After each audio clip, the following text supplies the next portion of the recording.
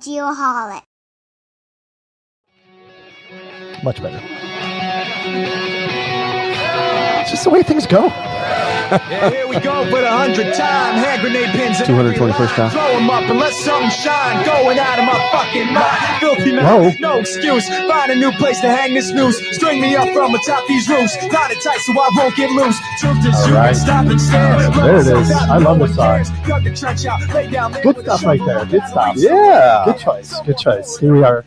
Welcome back to Geoholics, episode 221. 221. Yes, I can't believe we made it to 221 episodes. Well, at this point, we're just going to keep saying that every week of like, oh, I can't believe we made it to this. 222. Yeah. Well, how about let's make a pact? The next milestone will be 250.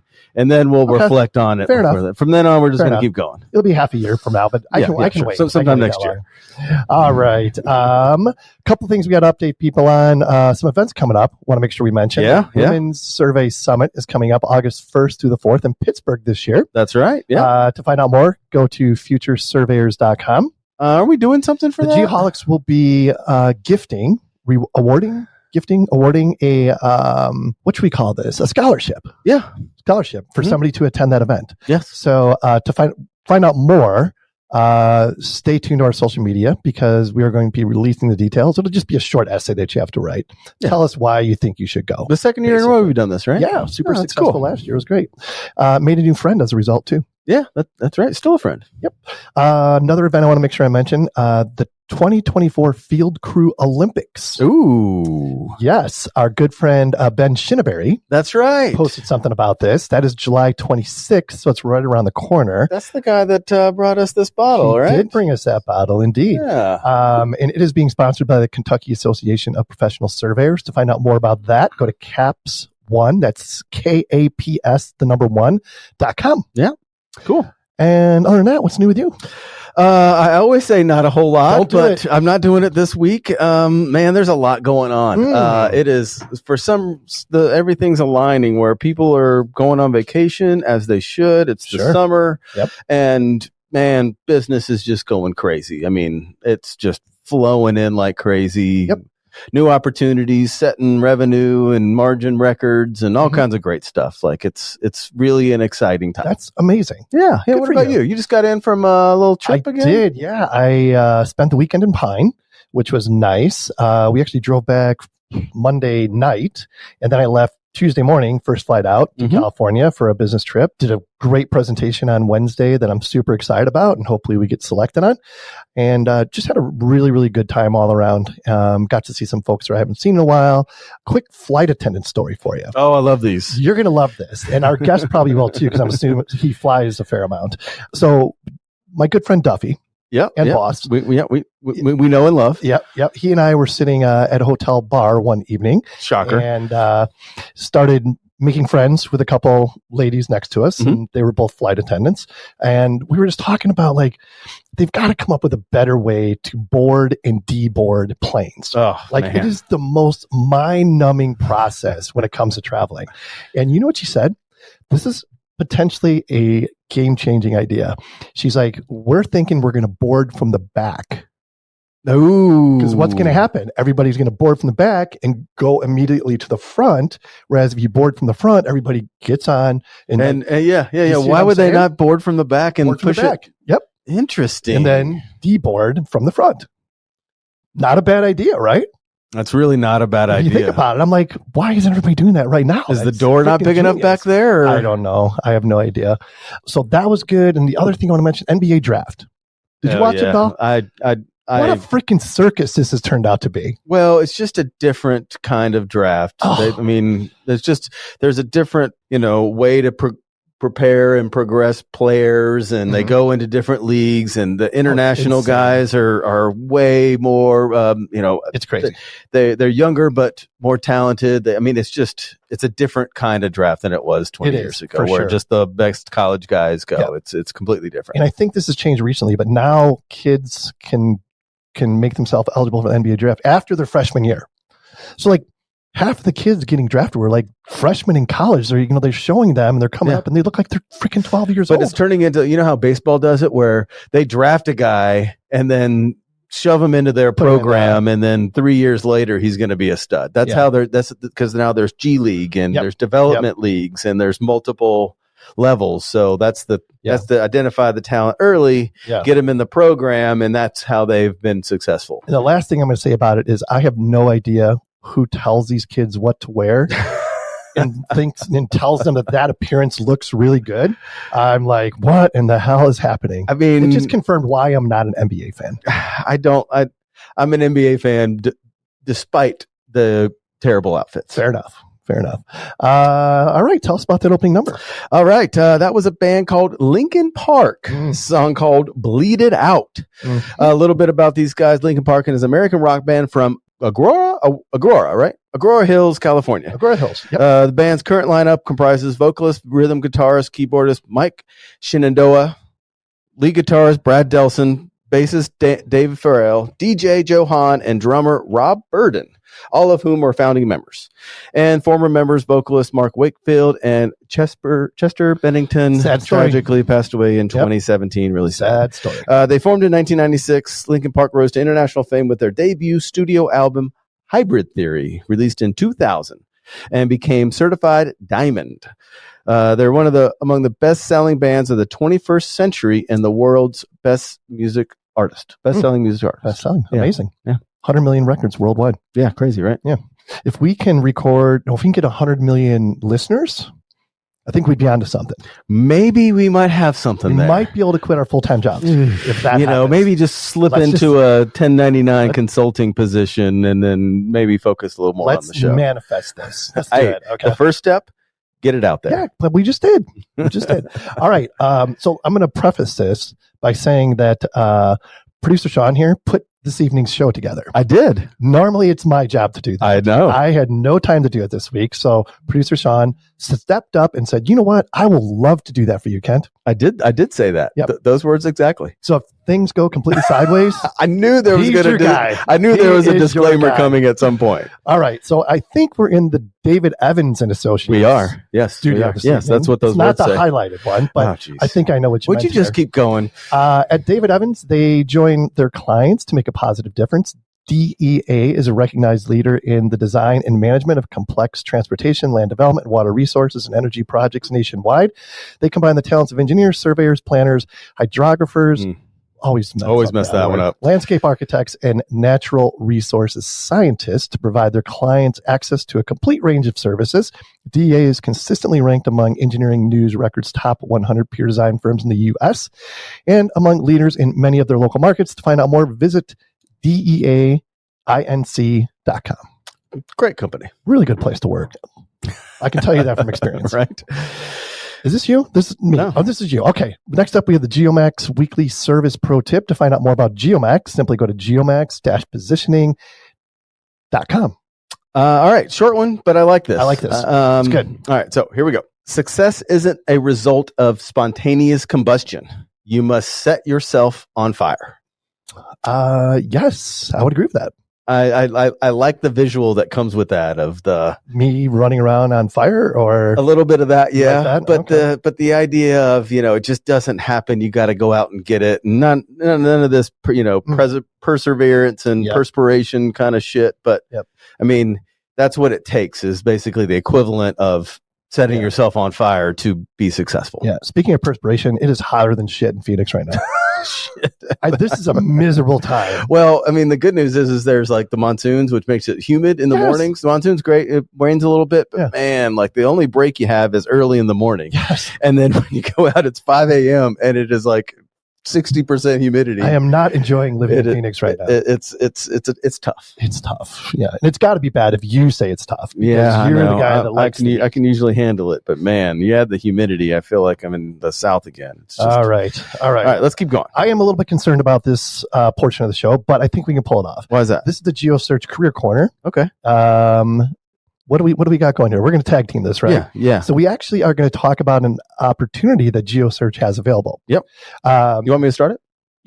Go right ahead. All right. So this client of GeoSearch is looking for a high-energy, dynamic, and experienced project surveyor. Their position will report to their growing office in Atlanta, Georgia. This candidate will primarily be working in the office, but occasional field work may occur. And they are open to considering a hybrid arrangement for the right candidate, but candidates must be in the greater Atlanta area. All right. They are seeking career-minded individuals for challenging projects, including all types of land surveying-related work. Projects include boundary, altas, easement, and right-of-way surveys, topographic surveys, GPS control surveys, design surveys, and construction layout. This individual would work under the supervision of the survey manager. Yeah, and almost done here. The required experience, 5 years with Trimble GPS and Total Station is strongly preferred. Professional land surveyor, registered land surveyor is required. Not really any degree requirements, but an associate's or technical degree is preferred. And they must have experience with easement, right-of-way surveys, plats, all the normal stuff, and experience in survey technology, including LiDAR and photogrammetry. And also in acoustic sonar technologies that is interesting. Is a plus. Are you sure that's not a typo? Nope. I don't even know what that is. I don't either. But apparently if someone's out there it's a thing. And has experience in that, you may find your position. And you know what? If somebody out there listening is a professional acoustic sonar technologist, email us. We want you on the show. We'd love to have you on the show so we can figure out what the hell that is. Right. All right. To find out more about this amazing opportunity, simply go to geosearch.com. All right. Here we go. Let's loop our guest into this. What do you think? Yeah, let's do it. Dude, by the way, you got the wrong guest name on here. Our guest this evening is Tom Leclair. And a little bit about Tom before we jump him in here officially. He was born in Detroit, Michigan. My wife was born in Detroit, as a matter of fact. Some odd jobs he's had in the past, and I want to find out about a number of these. Commercial fisherman in Alaska. Restaurant owner-operator. Owns a billboard company, I believe, and has been a taxi driver. I'm guessing those aren't in that order. Probably not in that order. Okay. Yeah. I mean, if so, there's a problem. Well, hey, depends on your passions, you know? In his free time, he enjoys playing golf. He has, what is it called? Development of Rio 2100 Business Park in Tempe. I hear this is a really interesting project we'll for a number of reasons. More. We're going to learn more about that. His current job is an independent businessman. I want that job title. I know. I need to figure out how we get there. We're going to learn what that is. And his passion is travel and, as I mentioned, golfing. Tom, welcome to the Geoholics. Thanks for being here. Thanks for having me. It's nice to be here with you guys. Yeah, thanks. Absolutely. And you've got a great voice for this already. Right? He's all nervous and everything. And now that I hear his voice, he's a natural. He's going to steal our job. All right. Before we... how's the pay? You're not going to like it. Okay. You're not going to like it. You're not going to like it's that. It's safe part. then. You will no longer be an independent businessman. I can tell you that. Right? It's the heat of the day internet surging. It is. Yeah, that's a thing. We had a Cox guy come out because our internet was not working at all for like 5 days. And I said to him, I'm like, maybe I'm crazy, but when I'm at home and it's really hot outside, I feel like my TV is like constantly spooling and the internet is just not running as efficiently. And I'm like, is there anything to that? He goes, absolutely. He's like, in the hottest part of the day, wires constrict, right? Yeah. And he's like, it absolutely has an effect on the speed of the internet. Yeah. Super interesting. Yeah. Speaking of rackets, by the way. All right. So pick us back up. So that's how you got to Arizona. That's how I got to Arizona originally. I was on an Air Force summer program from the academy. Okay. And then once I decided to resign, and I went back to Michigan, worked, saved some money so I could move out to Arizona. I didn't know anybody here. Yep. I had an old rickety Jeep, drove it across country, ended up in Tempe, and I've been here ever since. So that's freaking wild. That's so, and I love it. I still love it here. Yeah. Yeah. So what year was that? 78. When you moved here? Yes. Oh my God. I cannot freaking imagine the changes you've seen in this city, in this town. Yeah, wow. The orange groves and they would just come right up to Tempe, and Gilbert really didn't even exist. It was just orange groves, and it was nice. Yeah. I mean, it's but probably nicer back then when there wasn't 4 million people here. It was cooler. I mean, for sure. We had more monsoons. Now, kind of look around the valley, and it's like they can't push their way in around the perimeter. It's just, but we had more rain. It wasn't as hot as I recall. But I bet it wasn't, because it's almost like it could cool off at night. Well, now because there's so much. Pete Island and all that jazz. Exactly. So, All right, so keep going. When you got here, you farted around for a little bit. Yeah, so I was getting my in-state residency, so I basically came and just kind of hung out. And to get a job, I started driving a taxi part-time. In-state residency? To get lower tuition at Arizona State. Okay. Yeah, so you had to, instead of paying out-of-state tuition, so I just kind of hung out for get a driver's license, kind of establish a work history so when you start school, you pay ultra low tuition back then, ultra low. Yep. Can't imagine. $300 a semester. That's how old I am. I'm dating myself. But, yeah. So, and then, to the next phase, I picked up a hitchhiker and I was kind of finding my way. I wasn't sure where I was headed, and I was young, 21, I guess. And he told me he goes to Alaska and works on crab boats and makes a bunch of money. And I thought, well, I'll do that. That's okay. Awesome. I'll go to Alaska. Heck yeah. So I did. And, wait, so you just basically hitched on with him and next time? He was a hitchhiker. No, I dropped him off and I just planted a seed. And so I thought, well, I'm going to go to Alaska. I'll go work on fishing boats. But I had no idea what was ahead of me in that sense. Sure. Because it's not something you just kind of. I remember I called up to the Department of Fish and Game or somebody in Alaska, and I said, hey, I'm going to come up to, catch a can or something and work on crab boats. And the guy said, oh, well, do you have a job lined up? And I said, well, no. And he goes, you have experience? And I said, no. You have a lot of money because it's really expensive here. And I said, no.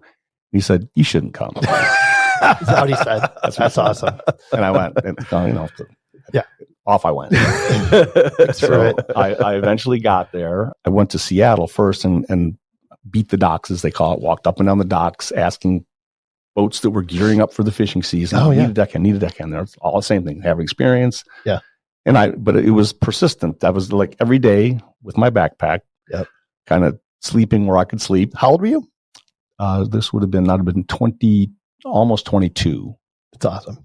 Sleeping kind of under bridges and on dry dock boats and couldn't get a job. Finally, a guy he said, I need a deckhand. And it was a little salmon trawler, like a little, and it was just the skipper and me and a little wooden boat, little trawler. And off we went up through Puget Sound and out the Straits of San Juan de Fuca to the tip of the Pacific Ocean there by the northwest tip. And I didn't know the bow from the stern. And after about 3 days, he put me ashore. He fired me. I didn't know what I was doing. So that didn't work. So back I went to Fisherman's Terminal trying to give them their job. Yeah. Eventually, it's a weird twist, got a flight to Naknek, Alaska. This is before Federal Express. Okay. Yeah. And I got an odd job unloading some boxes of frozen crab off of a freight boat. And they said, well, if you guys do this, we'll send you to work construction on this cannery we're building in Naknek, Alaska, which is out in the kind of Bristol Bay toward the Bering Sea, Aleutian chain out that way. Yeah. So I walked into the office of the president of this, I guess call it fishery company. Yeah. And I said, hey, you guys said you were going to send me up there. And he looks at his foreman and he says, and there was some kind of a big bearing or something on the couch. And this is before Federal Express. And he goes, this guy can take this as cargo to Naknek. So I was basically a courier of a piece of equipment. So I'm in Naknek, start for 3 days. I'm working construction, digging ditches, Yeah. And I had Sunday off and I go, okay, I'm going down to the docks. And there's this old grizzly skipper walking up. And I said, excuse me, sir, do you know anybody that needs a deckhand? He goes, do you have any experience? And I said, oh yeah, I worked on a trawler out of Nia Bay. And he goes, you're hired. So I guess one of his deckhands got drunk or didn't. Yeah. And so that was my first real summer-long job on tender in Bristol Bay, which is where they have the largest red salmon run in the world. Wow. It's a massive, awesome. Yeah. So that was my first year. And then that became, and 5 years later, I was the skipper of a salmon boat. So over the course of, so I became a fisherman. It was my identity. Awesome. It was what I did. Yeah. And I worked on the king crab boats on the Bering Sea. No way. Salmon, the whole, this was before Deadliest Catch made it cool, but and salmon boats in the summer and crab boats in the fall and the winter. Yeah. And then I'd come back and go to school for a semester and go back to Alaska, make money, come back to go pay for, Probably made good money, right? For that, I did okay. You you get a commission of the catch. Yeah. You don't get paid a salary. Now on the tender, I think I got $75 a day for the whole summer, and but you eat and live on the boat, so you save it all up. But if you catch a lot of fish, you make a lot of money. Yep. If you don't break down, which I was on a crab boat one season, we geared up for 6 weeks, getting the gear ready, the crab pots, and then like a week into the season, we almost capsized in 3-foot seas. Wow. Luckily, it was a calm day. Yeah. But we almost and we were sinking, and that was the end of the season. Huh. So I made zero money on that after 6 weeks of. Oh wow. Yeah. So risky. Yeah, it was. Oh yeah, it's risky work. Risk and reward, though, right? Hopefully, the reward's there because it's. So was it? Looking back on it, was it like a whole lot of fun? Do you see the show and think, man, they really glamorized this? It was actually really shitty, or it's semi-accurate. The show. I mean, they've changed how the industry works now. Now each boat has a quota, and they say, okay, each boat can go catch 50,000 pounds. Okay. And so they just go out and they can go out in good weather. And when they catch their 50 pounds, that's it. Back when I did it, the Department of Fish and Game would say, okay, the whole fleet of 300 boats, we're going to catch 20 million pounds of crab. They'd ring a bell, ding, ding, and off you go. And then 6 weeks later or whatever it is, ding, ding, we've got the quota. Season's over. So you just go nonstop, 4 hours a day. Yeah. So for instance, like salmon fishing was kind of fun, hard work, but it's in the summer, light, 24 hours a day, basically. You're close to shore because the salmon run along the beach, so you lay your nets out there and pull, different kinds of netting.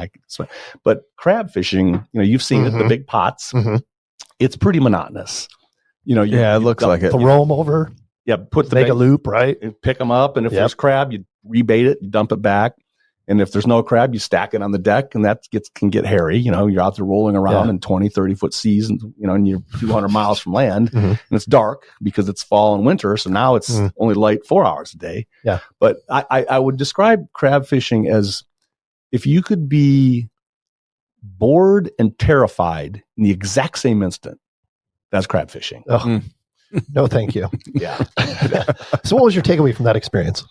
Well, it's an honest way to make a living. I still have friends that they're pretty much retired now, but they did it. I quit after 5 years because, maybe a different opportunity came along, and I just said, okay, if you do this long enough, your chances increase. Right, sure. Of not coming home. Something bad happening. Yes, something bad happening. But it was, it's a spectacular place. Yeah. I mean, you're out there on the sea and you can look up and there's the northern lights and there's phosphorus in the water. So cool. I'm kind of exaggerating. And here's a killer whale breaching here and an eagle over here. Yeah. Not quite. It doesn't happen at the same time like that. You get the idea. Sure. You get the idea. Capture that on video. Yes. And there's a grizzly bear going down the beach. Right. But it's an amazing place up there. And you realize how small you are. Yeah. Okay. When you're out on that ocean and the power, it's unforgiving. Yeah. So no mistakes allowed, no swimming allowed. Tides are big, water's cold. Yeah. It's crazy. Yeah. No, thank you. No, thank you.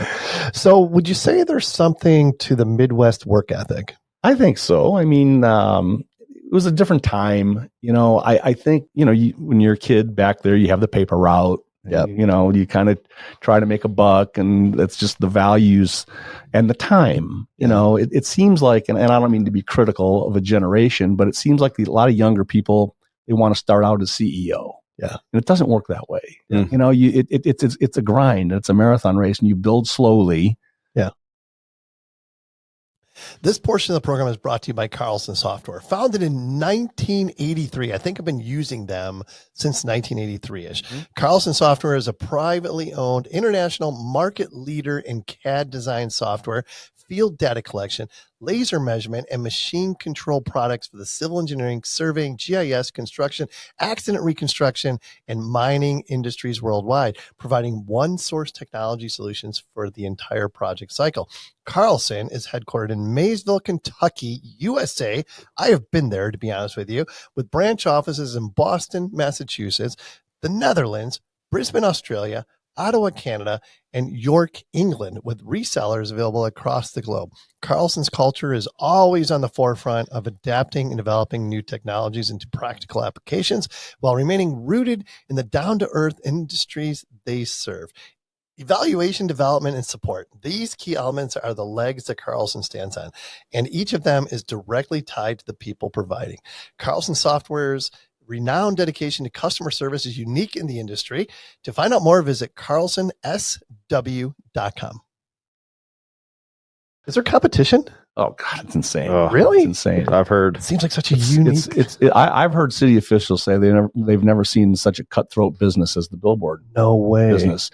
Now you have your three publicly traded companies, the big ones: Clear Channel, Outfront, and Lamar. Okay, they're the big multinational, publicly traded things. They're the big guys, and then you have the independents here and there, like my company. Yep. It's just there's the way it works is there's a finite number of locations per zoning ordinances where you can put these things. So the real estate guys in those companies are fighting over those. So it's gotten really competitive. And it's changed in that now we have these digital displays. Yeah, I was going to ask you how this has evolved over the course of 40 years. My goodness. Well, when I started, they would do some of it was that paper poster stuff, and then others were the hand paints. And you would literally, remember the old opaque projectors? Yep. You would go into a big warehousey thing. Project it. And they'd project, and then they would hand paint like the Marlboro Man on the sign. And then a boom truck would have to take those panels out to the sign and hang those panels up on the sign, a crew. Yeah. Okay. And that was tough. It was expensive and it was cumbersome. Well, along comes a guy that invents a machine, a computerized thing that has basically you use these big vinyl tablecloths, we'll call them, 14 feet wide by 48 feet long, run them through this computer and these spray nozzles spray the ad copy on. Wow. Changed everything. How long ago was that? That was, I would say that was in about the 90s. Okay. Like the low it was really 90s. A big printer. Big printer, yeah. And what it did is it made the advertising copy consistent in Phoenix and Chicago and Detroit, where before the Marlboro people had to rely on the skills of the local painter. So were people still painting these things up into the 90s? Oh yeah, absolutely. Really? And they would paint, just like subdivision signs, they still hand paint some of those things. Yeah. These wooden signs. Yep. That printer and those vinyls really changed the industry because now a crew could go out and just hang the vinyl over the faces. They didn't have to take the actual panels down and take those to a shop and bring them back. So that really changed things. And then of course then the LEDs came along, early 2000s. Okay. So what does one of those billboards cost to build? Or do you build them? Do you buy them? Or what's your position? Well, what typically in the industry is what you do is we go out and we lease property. Okay. And then we sign a ground lease. Yep. And we have a landlord and we go to get a building permit. And if it's on a federally funded or state road, we have to get two permits, one from the department, ADOT, and one from the local municipality, whether that's City of Phoenix or whomever. And then we buy the steel. And then we build the sign, install it. Yep. And then we have salesmen that go out and try to peddle the advertising space. Okay. So that's how. And hopefully there's a delta between what we take in and what we pay out. And I will say this though, another big thing that's changed is the landlords from back in the 80s. You'd pay a guy $200 a year, some farmer, right? Yeah. And it's different now. The guys that own property, these commercial industrial zone properties, they're real estate experts, and they get it. So it's not as easy, and it's a lot more expensive. To get a deal with the property owners nowadays. Okay, so I got to stop you there because this is where we kind of loop in a little bit. Kent and I were talking about earlier, so this is where you're going to have some stories. I mean, how many signs do you think you've built and put in over your career? Hundreds and hundreds. I mean. I got to ask from kind of both of our perspectives, you built a lot of foundations, right? I mean, how do you get these things that, this one pole and it's got this huge overhang, how deep what's the deepest one that you ever put in? As a matter of fact, we're building one right now in Seattle. They just sent me pictures today of the foundation they put in. They had to put a casing down there because in Seattle, the soil is so, they literally have to pump water out of it while they're drilling. Right. The casings in. A lot different here in Arizona. Crazy. In Arizona, we have this good lateral load bearing pressure. Mm-hmm. So, here we can just do a drill. Say you go down, say the sign is going to be 50 feet tall. Mm-hmm. Okay. And they're big signs and they weigh a lot. You might go down 30 feet with a 5-foot diameter hole and just put the column in, which is maybe a 3-foot diameter column with a wall thickness of whatever. And then you just do a direct pour of the concrete around it. And here that works pretty well in this type of soil. Mm-hmm.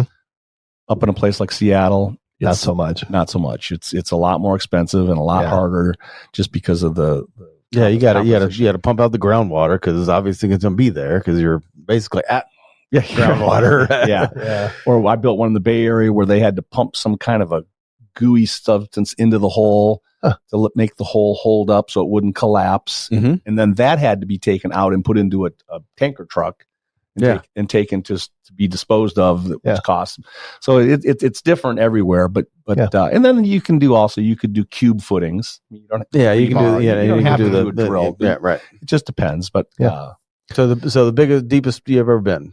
Well, I'll tell you the biggest at Tempe Marketplace, which is you know where that is. Mm-hmm. Those 4 giant billboards. Yep. I built those in 2007, and those were the first digitals that were in Phoenix. Oh wow, really? Were my companies? Yeah, and so we beat the big boys to the digital. Yeah, those were the first digitals that were installed in the city. Anyway, but that Tempe Marketplace is also on a landfill.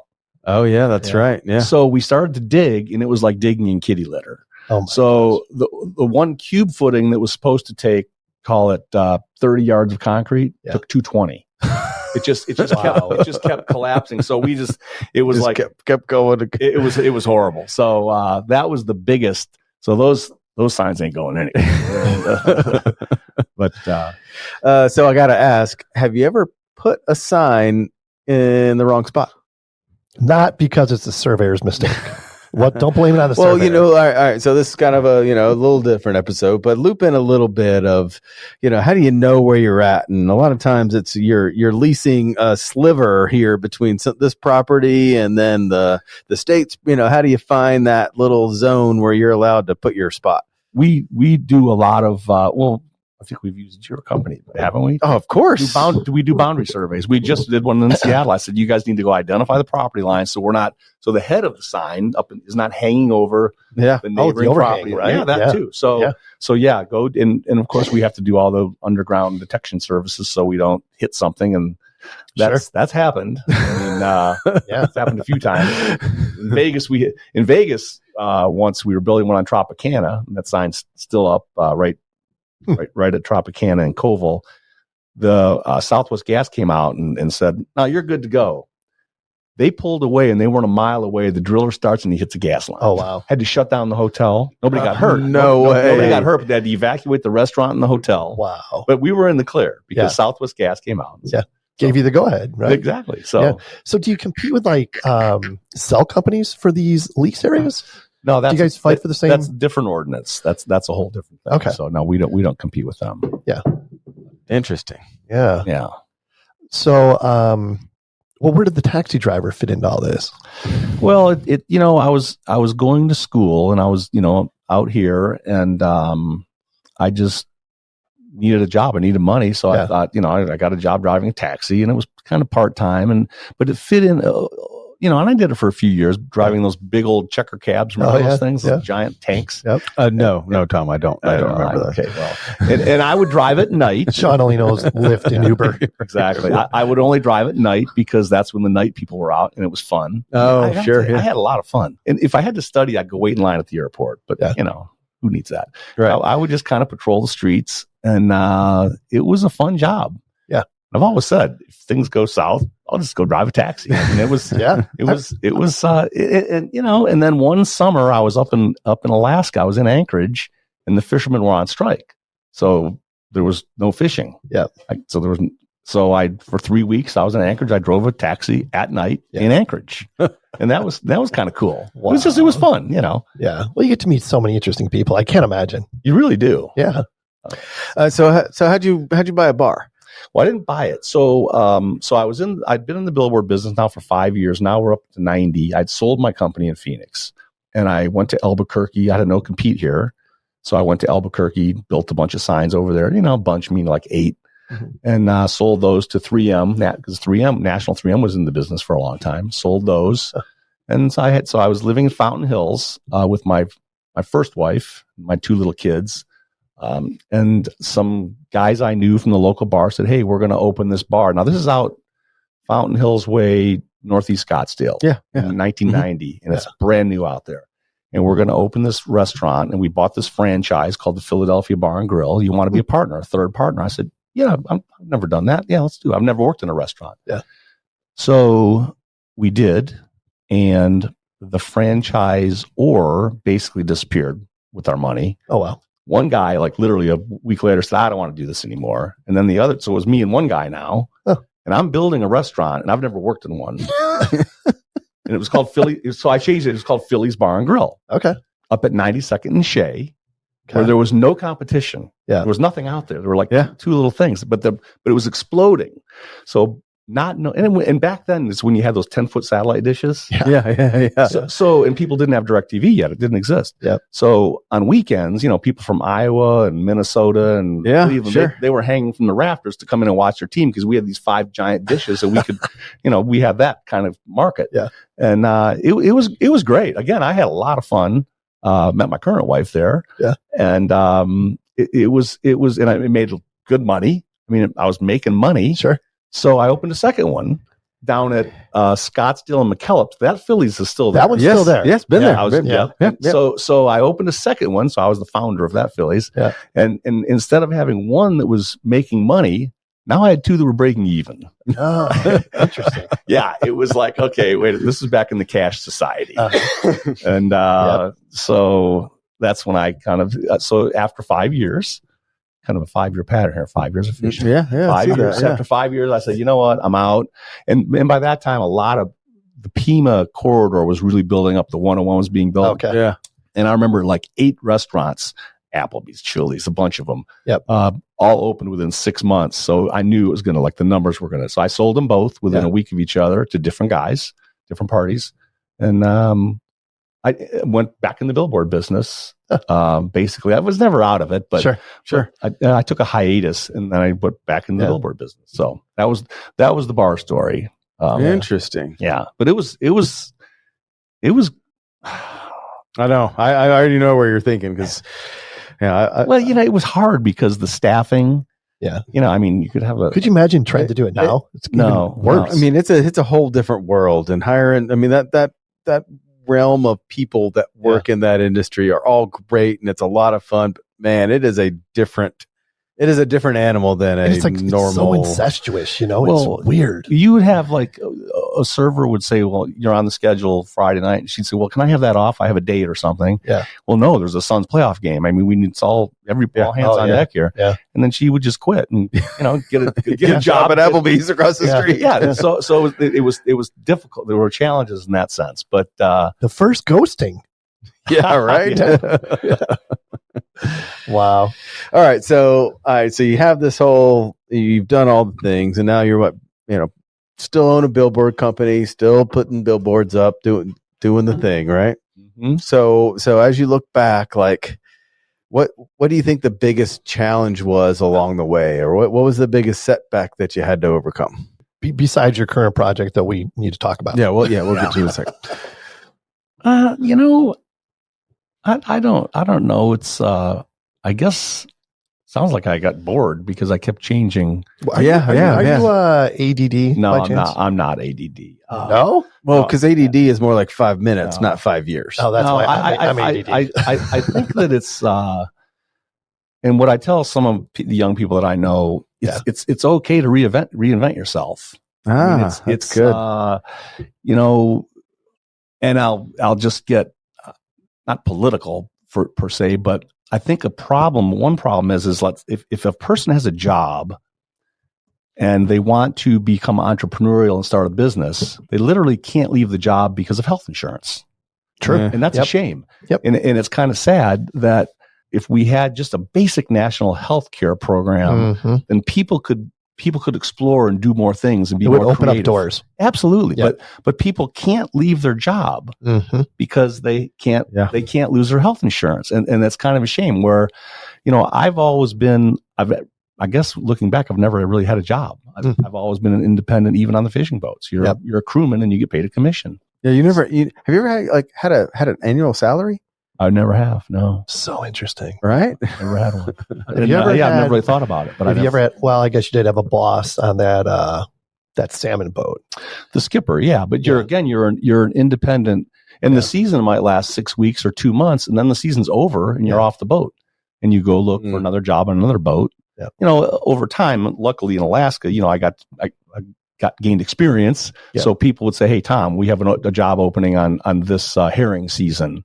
Or on this crab season. Sure. So you get to know people and then once you know what you're doing. And ultimately I leased a boat and hired my own crew in my last year. And so I was the skipper. Yeah. And that was kind of cool. Wow. But, that's awesome. But anyway, so I just think that as far as challenges, I think it's okay to not declare your entire life and what's ahead of you. It's okay to say, I don't know. Because if you haven't done anything, for instance, then you don't know what you don't know. Sure. Yeah. So how can you declare?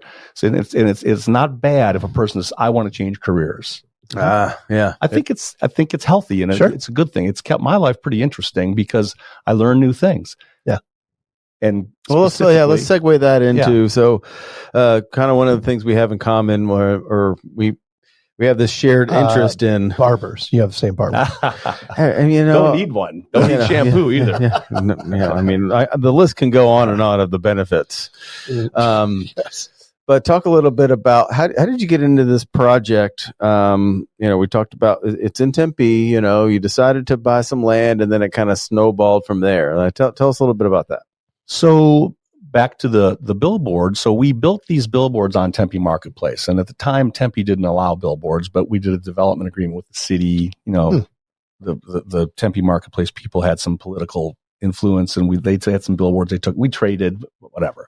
So they were the only billboards out there, which was kind of nice. But then we got rumblings that this landfill that was right next to it to the east, somebody was one of the big companies was sniffing around to put some signs up on that. So this was back in 12, 13, Great Recession. The property went into foreclosure. My billboard partner and I decided, let's buy that property for two reasons. One, to get and build more billboard entitlement rights. And two, to protect our, I don't want to use the M word, our exclusive position out there. So if anybody's going to have billboards on that corner, it's where the 101, 202 converge. So we bought it out of foreclosure. Got a great price. But it was a landfill. Yeah. And we thought, okay, we'll get the rights. We'll carve off these billboard easements. And it was a construction debris landfill, right? That's right. Prior to that, in the 70s, it was a gravel pit. Yeah. Before the freeways existed, it was a giant pit. Yeah. And then when they went to fill in the pit, they just dumped mostly construction debris, concrete, trees, carpets, but there was some organics. So we decided, we thought we'll buy the land. We forgot about the land for a couple of years. We weren't thinking about it. And, but we got the entitlements for some billboards. And then we thought, well, we'll just sell the land to some of these big development companies and they'll, it's great. It's great. It's a great corner. Yep. Well, they didn't want the land because it's a landfill. Yeah. So we were kind of stuck. And I said, well, why don't we double down and put in the infrastructure and make pads and sell the pads and things like that. And, so I did, and, had never been developed anything.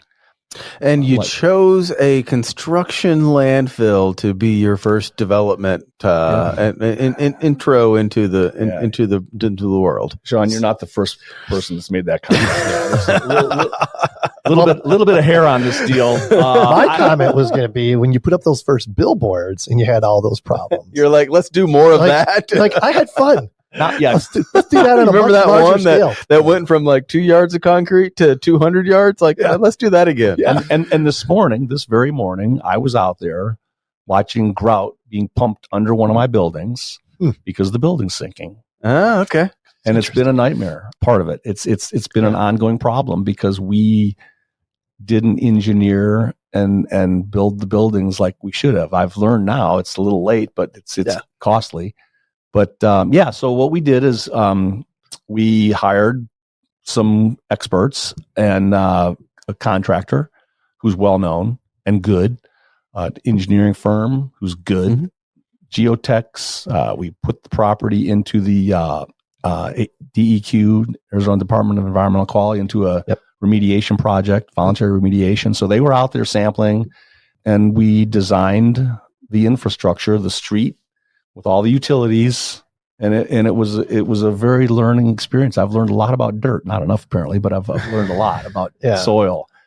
And it took a long time. So what we did is, though, we used this concept called deep dynamic compaction, where a crane, actually we had two, lifts a 20-ton weight. It's about 8 by 8 feet by 3 feet thick, 60 feet into the air, and then they release it, and it just drops. And it pounds the soil. Is it like a diameter of 20 feet or something, or what? No. The weight is like 8 by 8 feet. 8 by 8, okay. By 3. Gotcha. And it drops, and it pounds the soil, and they measure, and they go, okay, the soil just compressed 18 inches. And then they lift it up, pound it again. And you can feel this thing from a half-mile radius. The whole earth shook for a year. I mean, it was insane. Your neighbors had to love you. Oh no, they didn't. We would keep in touch with them though. But and then they would measure and say, okay, it went 6 inches. It dropped, and then they drew it again. Okay, it only dropped an inch. They pounded again. It didn't drop. Let's move on to the next 12 foot on center and do it. 1 million drops over a year. 2 cranes just pounding the soil. Yeah, that sounds expensive. It was expensive, but you think when I say crab fishing was tedious, can you imagine these guys in this crane? But, or the guy measuring it out there, like, okay, hit us again, George. Hit it again. All right, another inch. Keep going. Yeah. So, for a year. How much soil is on top of the landfill portion? About 2 or 3 feet. That's it. Yeah. So. Yeah. Oh my! So how could you even put like infrastructure in? Well, where there's a will, there's a way. Okay, so fair enough. So we would dig, and we would be digging trenches for the storm system and the utilities. Yeah, and you'd be digging out tires. Really? And but the reason I brought up the construction landfill is that it's construction debris. It's concrete and tires and inert. It's not. What you throw away, biodegradable stuff. It's none of that stuff. It's the construction debris. Stuff. Rubble. A few small pockets, but not much. Yeah, and we did a lot of probing, so we tried to identify those spots. Yeah, and then we kind of determined where the road would go. But every time they would stick the excavator in the ground, the environmental engineers would test it and say, okay, this can go back in the ground as fill, and if it got exported, we had to take it to a special landfill, which was costly. So anything we exported had to be tested first and then sent to wherever they sent it. But it was a big project. And now at the site, 7 years later, there are, and we expanded. We bought some property adjacent to on both sides. And kind of so is that tripling down or quadrupling down, or well, what kind of factor can you say? Quadruple plus a couple zeros. Yeah, it was costly. It was stressful. But you're already in there, so you're like, why don't we just go ahead and do it? You've already learned all the things, right? I was halfway across the ocean and I couldn't stop. It was there was no turning back, and I was just trying to figure out. And my partner that started with me, he kind of like the restaurant. He bailed pretty early. He said, "I can't do this. I'm not, not interested." So I was kind of okay. Well, now I have to figure this part out too. Yeah. But got through it. There's 2 hotels. There's some big office buildings. Yeah. Like we're talking 150,000 square foot buildings. 2 of those Freedom Financial buildings. Yep. Boyer company out of Salt Lake came in. Bought a pad here, bought a pad there, built the vertical parts. Some apartment guys came in. Yep. 2 apartment complexes that have gone up. Yep. So it's. I mean, aside from learning that we shouldn't have built buildings on compacted, deep dynamic compaction soil. Yeah. It's been a success. It's been an amazing success because we transformed what was an eyesore. Yeah. Into something that a huge economic generator for the city of Tempe. Right. And that's the thing that I think is lost on a lot of this is that when you take you drive past, it used to be, and I remember before you did anything, it was, oh, Tempe Marketplace is cool. And then there's literally this just fucking rubble filled area. And now it's cool buildings and hotels. And I mean, it's a thing, and it fits in that spot much better than what was there. I'm real proud of it. All the issues aside, it's still a cool project, and the fact that it was pulled off. Yeah, the issues are that now we're pumping grout under these 5 buildings that are up on that elevated portion of the landfill. What should have happened, at the beginning, is we should have used those piers, not helical piers, because I guess you can't do those in trash, but the high pressure piers where they basically build the building and the foundation on piers that go down to native. Yep. And we're doing that retroactively in a sense by pumping grout under these buildings to stabilize these things, because they've shifted more than a normal. But the other reason why you're doing that is because it's permanent. Like these buildings, and especially like the restaurant, like those things are going to be there forever, or for a very, very long time. And it's more valuable for them to be there and then just get stabilized than to knock it down and start over. Like it's more established. And I don't know, that's probably been debated, but it's a more established area now because of what you've done.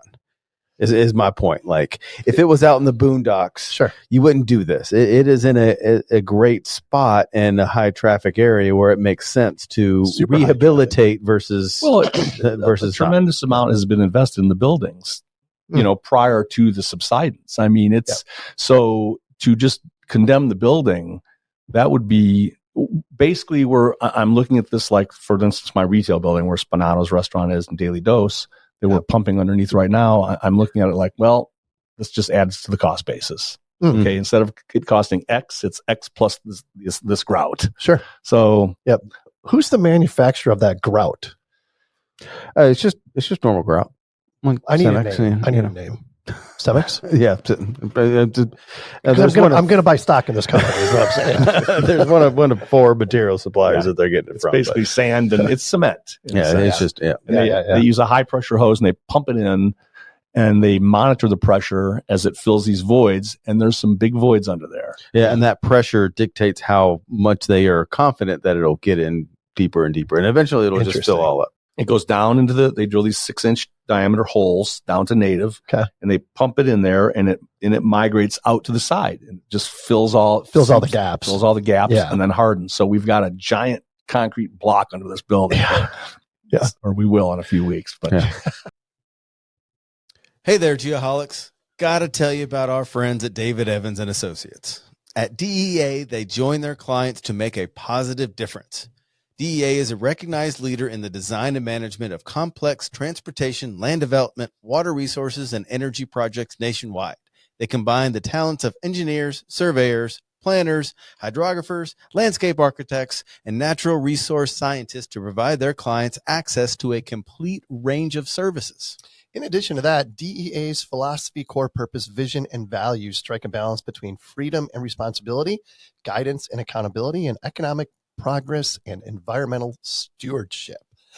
DEA is consistently ranked among Engineering News Record's top 100 peer design firms in the U.S. and among leaders in many of their local markets.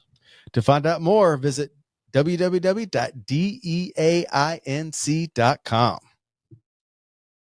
So what good and bad, like what's some advice you could give? Like, one thing not to do is this. One thing to do is this. Well, the thing to do that I've tried to live is to be, when it comes to dealing with colleagues, clients, is to always be honest. Yep. Don't cheat.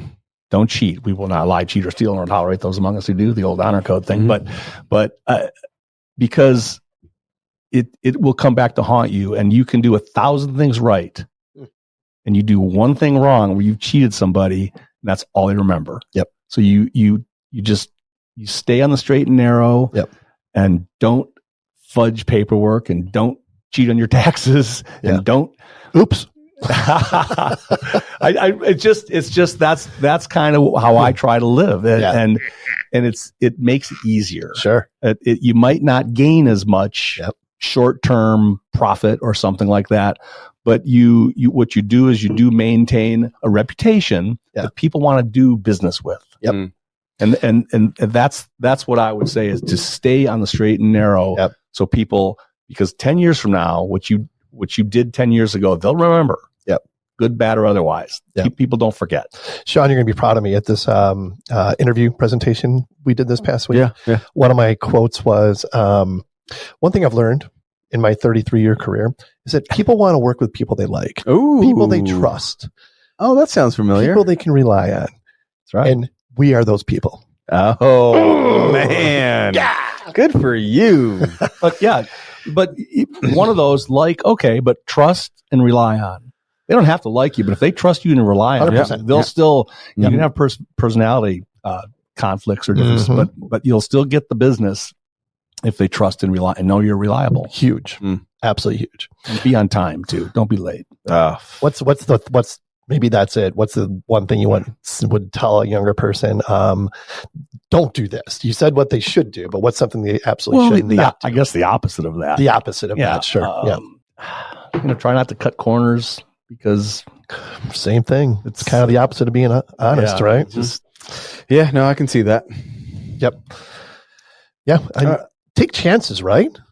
Calculated chances, I think, but it's okay. It's okay to take a risk. There is nothing calculated about what I heard. Any of these stories of it's not like I really ran the numbers and getting into this business really made sense for. No, it was like all right, screw it, let's see what happens. But you're a timely guest, Tom, because the big theme this year for us, for me personally and professionally, and in this podcast is. Let's fail. Let's fail quickly. Let's fail forward. Let's just try stuff and see what happens.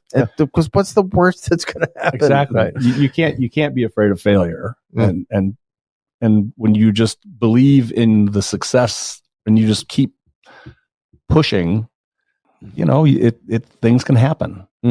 If doesn't always, but work out exactly that way. But if you just keep pushing, and trying, and generally, you'll do fine. I know. Are you gonna ask a question? You go, and I'll do the last one. So we gotta wrap it up. I know you got to fund Camp Grandpa for a while. It sounds like, right? So do you see yourself retiring, or do you think you're always going to be dabbling in something? I remember, my wife says, she goes, when are you going to retire? You've been retired since you're 30. I told her, well, you have to have a job that pays you a salary to retire from first. So just throwing that out there. Well, I told her, like last New Year's or something. I said, I decided I'm retired. She goes, oh, that's great. Yeah.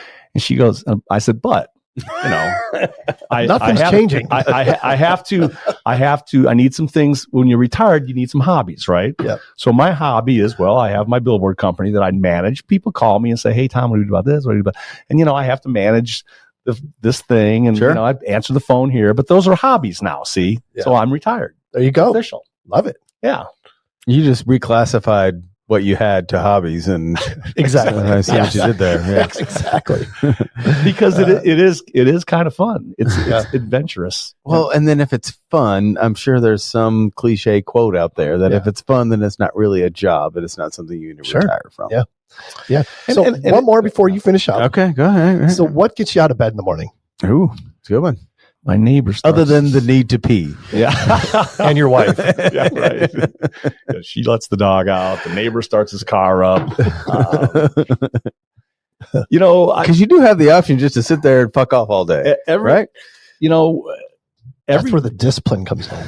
Every day is kind of a new adventure. Nice. When I'm so responsibility.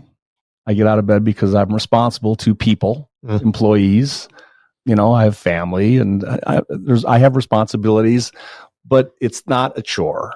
I'm really fortunate that the people around me in business and my personal life I've got great friends and have the I think I have the opportunity to create balance, and that's important. Okay, I'm gonna disappear for 3 days and play golf. And, I was in Seattle. I jumped on a plane and went to that hockey game 6 in Edmonton just because. Oh, that's cool. Awesome. It was amazing experience. And then you come back and your inbox is full, and it's like, okay, now these days I need to take care of this thing and answer questions. But retirement, I don't think you retire from being an independent businessman. Sure. Just, you just do it. Yeah. To keep the bar bill paid. That's right. Camp Grandpa. All right. Before we let you go, anything else you want to get out there to the masses? That's all the philosophy I have for one day, Sean. All right. Well, thank you, though. There's one more. There's one more. We asked this question to everybody that's on the show. Do you have a mantra that you live by? It's kind of what gets you out of bed in the morning. Yeah. There's no wrong answer here. I think just, if you're, it's the old be excellent to each other. Mm-hmm. If the golden rule kind of thing. That's all. I mean, if you're kind to people, no matter what their standing or status. Yep. Treat the janitor like the CEO. Oh yeah, right? Absolutely. Because I've been those. I've been those. Yeah. I've been a laborer, sure, a taxi driver. Yep. So, I think treating people with respect and dignity, not because of their position or their money. It's just because they're human beings. Yep. And treat people with respect. All people. Yeah. And that's worked. And it's selfish because it makes me feel good. Yeah. When I'm a normal guy. I mean, I'm from, normal beginnings. There's nothing. So I think just being a part of society and sure, and being liked and liking back. Yeah. Yeah. Pretty much all you can ask for. Yeah. Something I'll make note of. Yeah. This is really interesting because what he just said and what 103-year-old Howard Buford said at the end of his show, very much strikingly similar. Yes. Yep. Not to age you or anything, just saying. Yeah, you're not 100 years old, but man, if you would have met that guy, you would want to be that guy. He was freaking amazing. Two successful individuals having the same outlook, I guess, is where I'm going. I agree with you. I'd love to meet him. Same perspective. That sounds like he goes to breakfast every day in the what was it? The diner, the immigrant cafe in Ventura, California. Yeah. You'll find him. Yeah, his name's Howard. We told him we're going to meet you there. We will meet this guy. Record a podcast from there. All right, Tom, thank you so much. This has been amazing. I've really enjoyed this conversation. It's been my pleasure. I had no idea that Sean had such good friends. No idea. The ones he's introduced me to, I'm like, a bunch of deadbeats. All right, adding value, making friends. Once again, what a great show. Oh, awesome. I loved it. Check that box. If anyone would like to be a guest on a future show, send us an email at info@thegeoholics.com. Love to hear from you. Lincoln Park, Bleed It Out, available everywhere. Did I just roll my tongue there? That was a little bit, yeah. Until next time, everyone. Here's some of my takeaways. There's a lot. You have to make things happen. It's okay to reinvent yourself. It is. Always be honest and be excellent to each other. I love all that great things. Yeah. Most importantly, be safe and healthy, everybody. Digging deeper just to throw it away. I bleed it out, digging deeper just to throw it away. Just to throw it away. Just to throw it away.